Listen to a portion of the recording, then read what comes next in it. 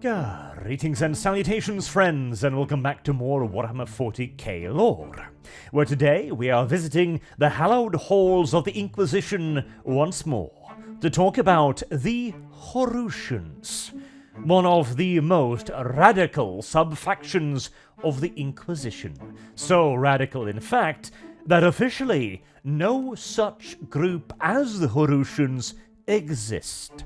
And if any Inquisitor was to admit to having even sympathies towards their position, he would find himself on the receiving end of an inquisitorial conclave, a trial at best, or on the hostile side of a bolt pistol at worst. And to be fair, they are calling themselves the Horusians. That is a name likely to be rather provocative in the 41st millennium, kind of like calling yourself a Hitlerite in the 21st century.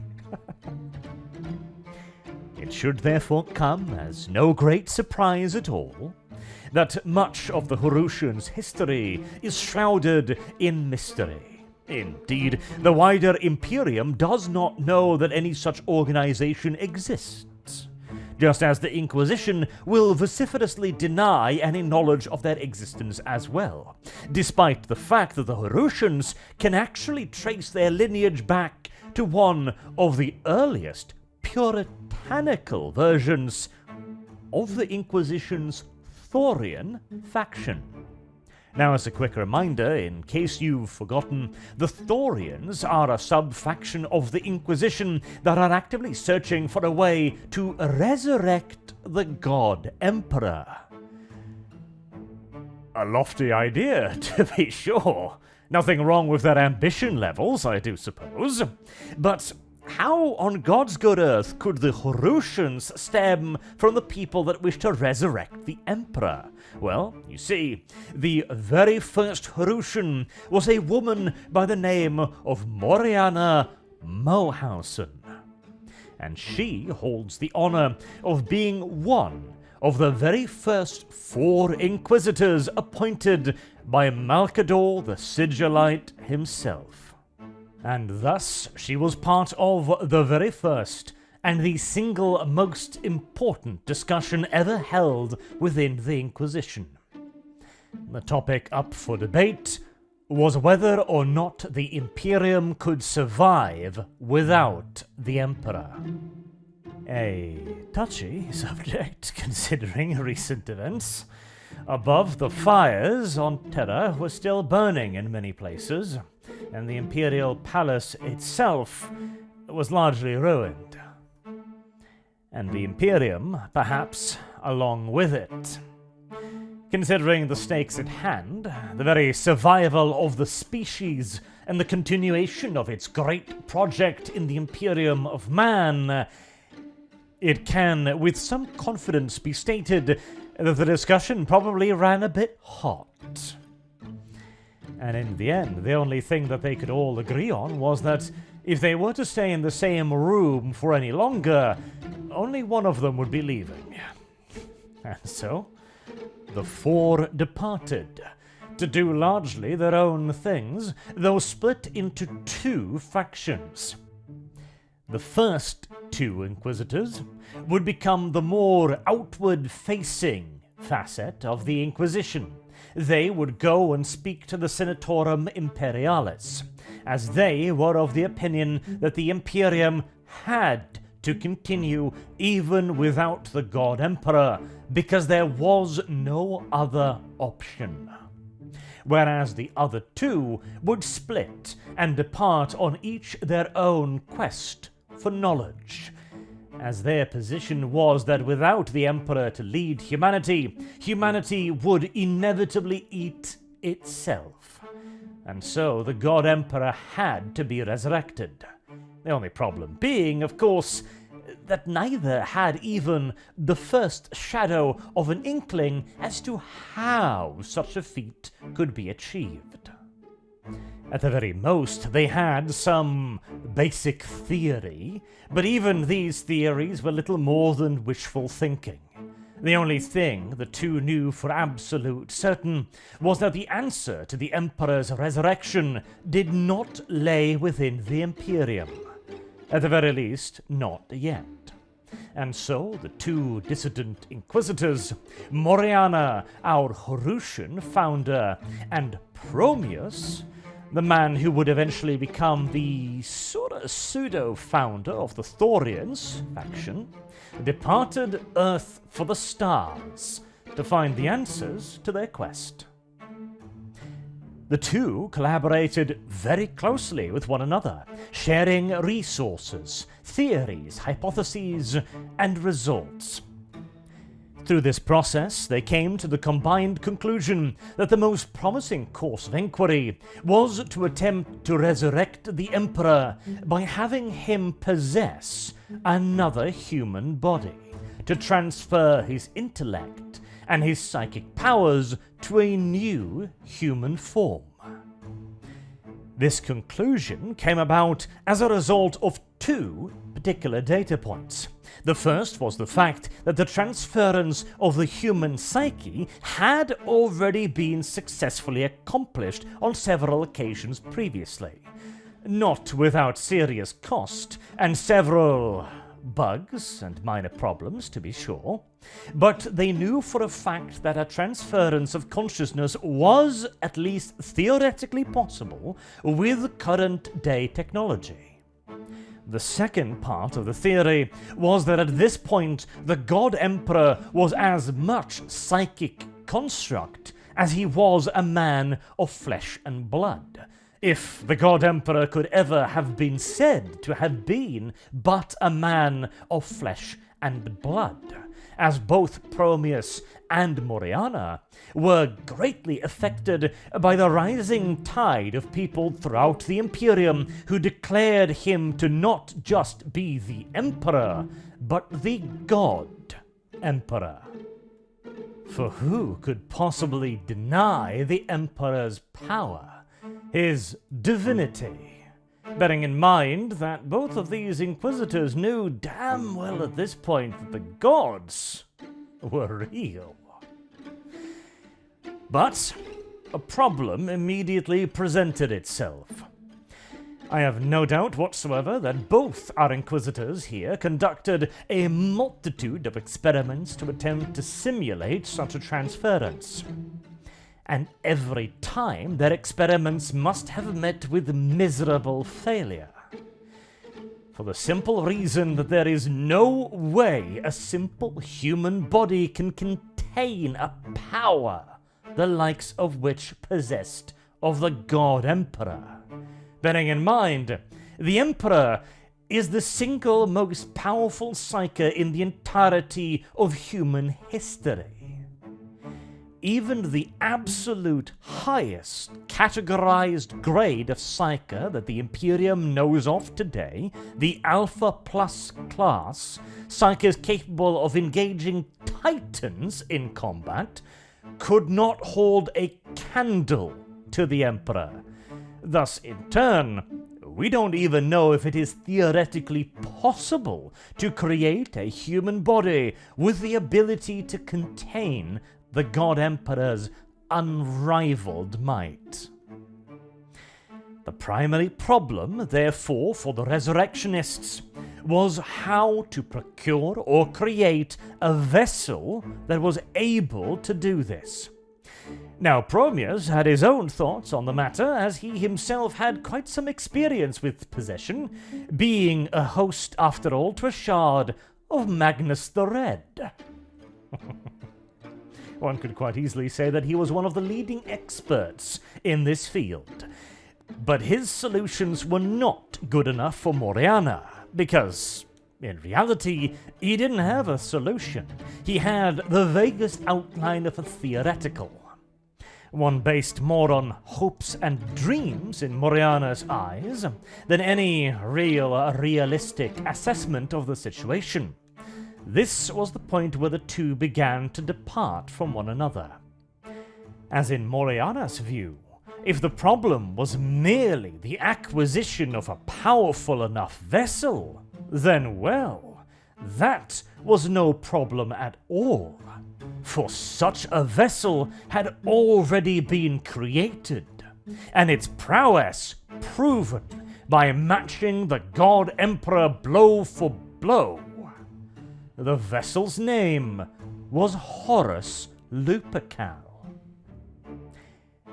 Well, now at least we know where the name Horusians come from, and whilst I can't really fault Moraine's logic here, I must nevertheless raise some concerns, and perhaps suggest that going out of your way to replicate the man who brought the Imperium to its knees, and very nearly wiped out the human species as a result, might not be the most carefully considered course of action. But, and I feel like in this particular set of circumstances, that might be the most destructive word in the human language, I can't fault her logic. If any man that has ever existed in the 41st millennium could be able to contain the power of the God Emperor, he probably would be Horus Lupercal. And as for the ability to recreate him, well, he's been cloned successfully at least once, and probably a fair few more times as well. So it is absolutely, categorically confirmed possible to recreate Horus Lupercal. Now, admittedly, the one clone that we know the most of, the one created from Horus's own corpse after it was stolen from the Sons of Horus by the Emperor's children, did end up having those fatal flaws and drawbacks that all clones in the 41st millennium seem to suffer from. In case you're unaware, cloning is absolutely a thing in the 41st millennium, and it is something that the Imperium too has experimented on multiple occasions, but never with very good results. It seems as if the universe itself rejects cloned individuals and curses them with all manners of difficulties and corruptions. One of the most oft-cited examples of this is the ethereal strain. This was a highly secretive experiment undertaken by the Imperium to create superior soldiers, where it created clones of some of the finest military minds in the Imperium, including Lord Solar Macarius. These soldiers did indeed prove themselves to be substantially superior to average Imperial guardsmen, and racked up an incredible list of victories. There was only one problem. Inevitably, the unit created with this formula would end up getting wiped out in some sort of absurd circumstances. They would be killed by a friendly artillery shell that somehow spiraled dozens of kilometers out of its strike zone. All of their weapons would simply cease functioning, or they would find themselves stranded in the warp. And no amount of preventative measures could halt this. The ethereal strain unit would rack up an impressive list of achievements and then be annihilated by the kind of luck that only the Lamenters understand and can survive. Now, the body of a Primarch is resistant to a good old deal of bad fortune, but even the clone of Horus was killed by what I must assume was the curse of cloning, as he was killed by Ezekiel Abaddon when Horus's hammer, the enormous two-handed power maul world breaker, shattered as he attacked Abaddon with it. And this does make a great deal of sense, as the only way I could possibly see Horus Lupercal losing to armless Abby in one-on-one combat is a bout of unfathomably poor luck. This is, however, of course, all utterly irrelevant as far as the Horusians are concerned, because they, of course, don't need Horus to do this. They just need someone like Horus. And by that, the Horusians mean a vessel capable of wielding, controlling, and subjugating the dark powers of chaos. And again, the Horusians do have a point. After all, we know that the Emperor himself borrowed powers from the four great gods of chaos. He tricked them out of their power and used it against them, whereas Horus imagined that he had stolen their power, mastered and subjugated it. Now, personally, I'm not quite sure I buy that story. I think it far more likely that the gods allowed Horus to believe what he needed to believe to continue his crusade on Terra, but that would be a discussion quite separate from the Horusians, which would wander off far off the track. So we'll leave that for some other time. The point, as far as Moriana was concerned, was that Chaos was capable of forging a vessel like Horus, capable of taking on the Emperor's spirit. Which again makes a great deal of sense in theory, but there were a fair few challenges in between the point Moriana was at and creating Horus 2.0, but a good boy who wouldn't do nothing. Particularly considering that this would include, invading hell and wresting the powers of the gods away from them. So, there were still some complications, some teething issues to be solved. Unfortunately for Moriana and her disciples, their theories did not fall in particularly fertile earth with their contemporaries. Promeus, a fellow resurrectionist, declared Moriana to have gone too far and announced open war on her and her followers. Moriana and the Proto-Horusians fought back with tooth and claw, and probably beak at this point as well, but were ultimately vanquished and driven into the Eye of Terror. Which might seem like a little bit of a silly idea, driving the person trying to recreate Horus into the Eye of Terror, but you must bear in mind that the Eye was viewed very differently back then. It was perceived as a wasteland, a refuge of absolute desperation. The Imperium, by and large, thought that the remnants of the traitors would probably have battered themselves bloody within the meager livings of the Eye. In all due likelihood, they were all already dead, and surely Moriana and her followers would follow suit. Of course, that, unfortunately, was not what the Eye of Terror was. Within the Eye lies, in essence, endless possibility, an innumerable number of demon worlds capable of sustaining far more life than the rest of the universe, possibly, combined. The traitor legions were not dead, they were gathering strength, and Moriana found them there, and became an advisory of sorts. Now this is where things get a little bit interesting, and where we will deviate a bit from Moriana, our theoretical, at least, founder. Moriana has at this point turned to chaos quite fully, or, well, it is unclear whether Moriana has become a creature of chaos, or whether or not she simply coexists with it. What we do know is that she is still alive, which is remarkable enough in and of itself, as normally no living being can live on for thousands of years, no matter the amount of rejuvenate treatment or augmetics they receive. Cough, word squirrel, cough, Kyle, cough. I'm sorry, I seem to... I got a plot point in my throat there.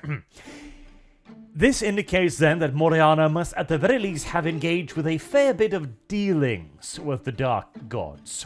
And the very fact that she's able to exist within the eye indicates that she's acclimatized quite well.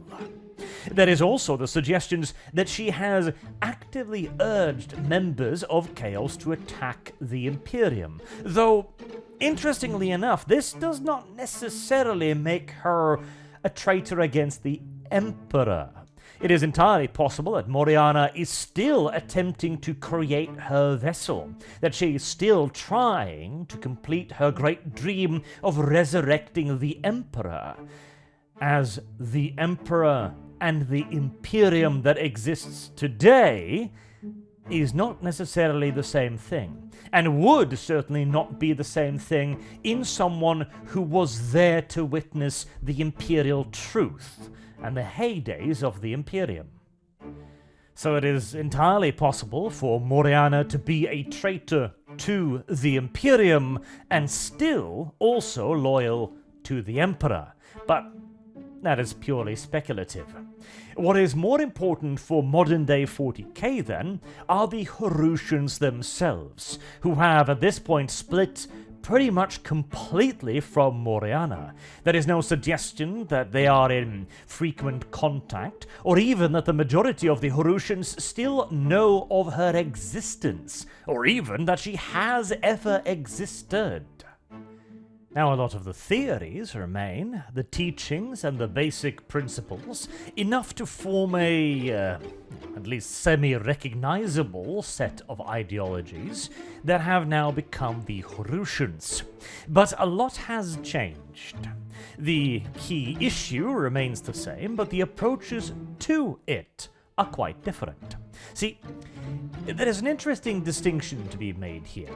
Quite a few of the so-called experts on radicals might tell you that the Horusians are xanthites in nature, but this is incorrect. It is placing the tool before the purpose. Now, you all know what xanthites are, of course. I've done a video on that already. They are radical inquisitors that believe that using the tools of chaos against chaos is a good thing. In fact, it's the single most effective way of defeating chaos. Now, this idea has some dangers to it as well, but details. Instead, it'd be far more accurate to say that the Horusians of the current year are offsprings of the Thorians rather than the Xanthites. The Thorians having, of course, been originally created, at least somewhat so, by Prometheus, have now become their own full-scale movement within the Inquisition, usually tied to the Puritan sides of the Inquisition.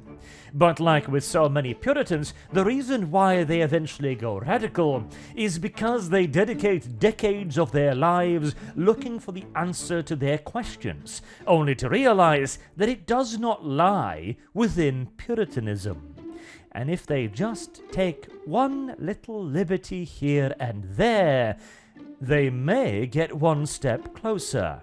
And one liberty turns to two, and two into three, and so on, until a Thorian becomes a Horusian. But we are wandering somewhat off topic again, so what about the modern-day Horusians? And how do they differ from their teacher, Moriana? Well, one of the main differences is that the entire idea of recreating Horus has fallen somewhat out of favor. Not because it wouldn't work, there seems to be every indication that it probably would work, but because it seems kinda hard. I know. Resurrecting the Emperor. That's not that difficult. But getting Horus back again, well, to be fair, the main issues there is that if you were to try and clone Horus, which was the leading possibility in that particular field, you'd have to somehow find Horus's body again, or enough of him that was worth cloning, which would mean you'd have to delve into the Eye of Terror, or find Fabius Bile's secret lab, I guess? This is a pretty high barrier to entry. And so if the whole just make Horus but 2.0 thing seems a little bit daunting, what other options are there? Well, how did Horus come to be what he was? Well, partially by being created a Primarch, obviously, but also in large parts due to the countless blessings of chaos. Alright, so is it then possible to take a regular human being and heap enough blessings upon him to the point where he becomes a Horus? And is there any possibility of keeping him sane whilst doing so? Or alternatively, if that point is unachievable, is there any way to keep him contained in a small box till you're done imbuing him with powers? Well, the answer to that question is still a little bit up in the air, but a fair few Horusians have attempted to create hosts out of, well, demon hosts. Alright, so we need a human body to contain the Emperors. We need a mortal, physical, fleshy vessel. Alright? Then we put a greater demon inside of that fleshy vessel. Voila! Now we have something approaching Horus in kind of a way, at least, as far as Chaos power is concerned. The issue with this is, of course, that it's going to, well, corrupt the vessel rather quickly, and the vessel will deteriorate even more swiftly. Plus, it will usually grow somewhat hostile and uncooperative. Alright, well, it's a good idea. What else can we bind demons inside of? Do we absolutely need a fleshy host? Could we resurrect the Emperor within an artificial form?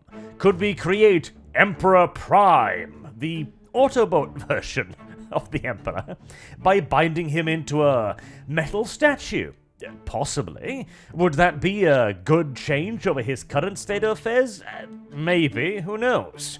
Could the Emperor be resurrected in spirit alone, as energy? Maybe. Could he be resurrected as a warp entity, but with the ability to think and act independently of the Emperor on the Golden Throne? In other words, making him into a god. Now we're beginning to wander a little bit more into the Thorian realms of theory rather than the Horusians, but that also is an idea. And there is also the possibility of creating the Emperor again. In other words, finding out exactly what the Emperor is, the uber, super, duper, mega, ultra perpetual, and recreating his physical form. Because if you could do this, well, you've solved most of your issues, haven't you? Since you've managed to recreate the Emperor, obviously, the Emperor's spirit will be able to inhabit that body. But again, that's easier said than done, isn't it? What might be slightly easier is recreating a Primarch, because that's already been done, or at the very least something very close to it, as the Whoop Squirrel has indeed managed to create something that is dangerously close to a Primarch, at least in physical prowess, if not in mental acumen. And seeing as you're going to be heating that spirit into the warp anyways, and replacing it with Big E, they don't really need to be a Nobel Prize winner in physics, now do they?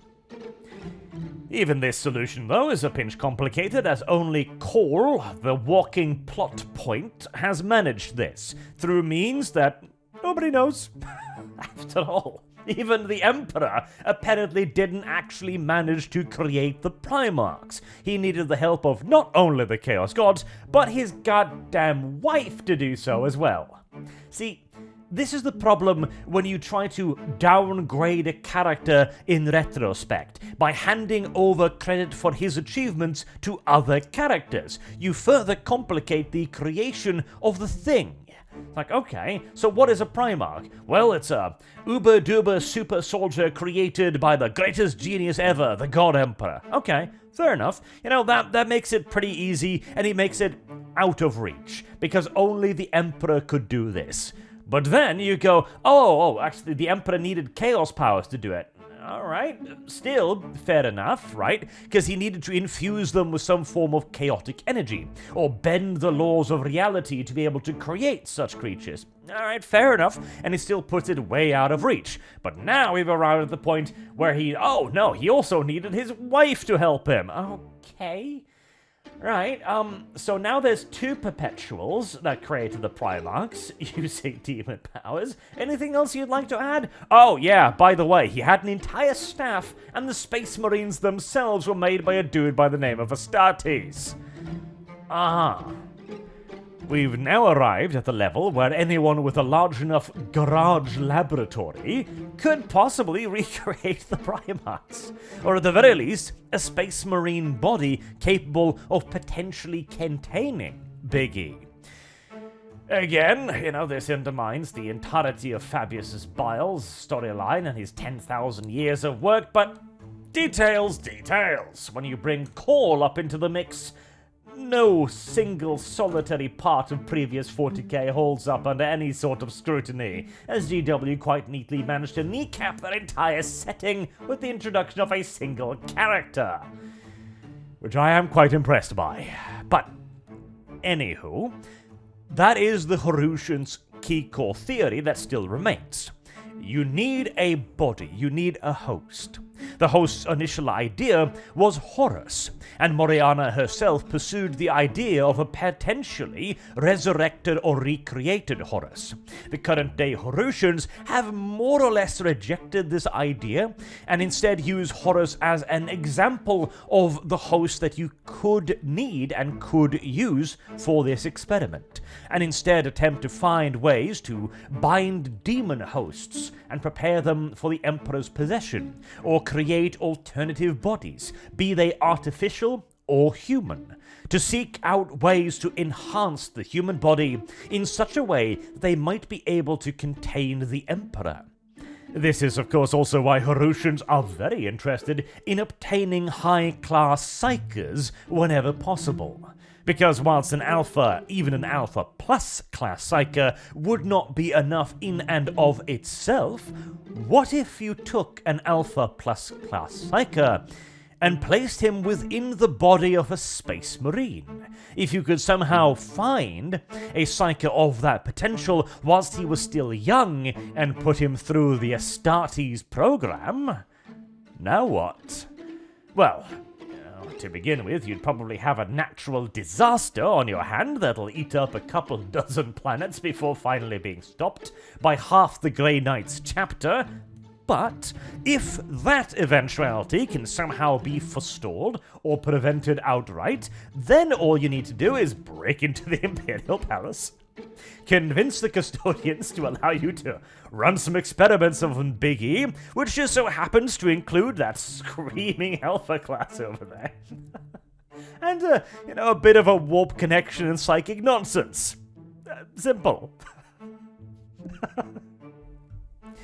See, the Horusians, their heart is in the right place, alright? They want to resurrect the Emperor. They have found no other possible way to do so. The logic of the Thorians are no longer enough. They have rejected all of their high-flying, fanciful nonsense of spiritual reincarnations, etc., etc. And they have now gone for the only apparently practical solution.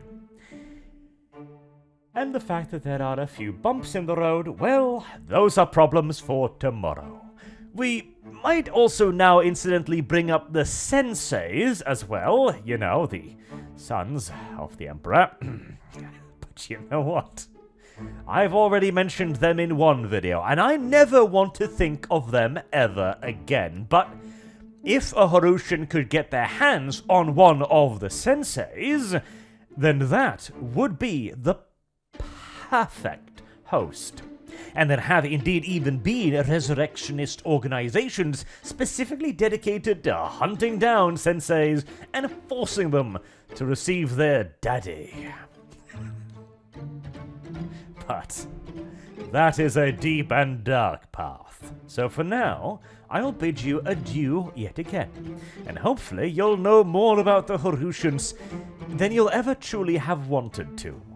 Until next time, I've been Arch, thank you all very much for listening, and I do hope to see you all again soon. Till then, have a good day.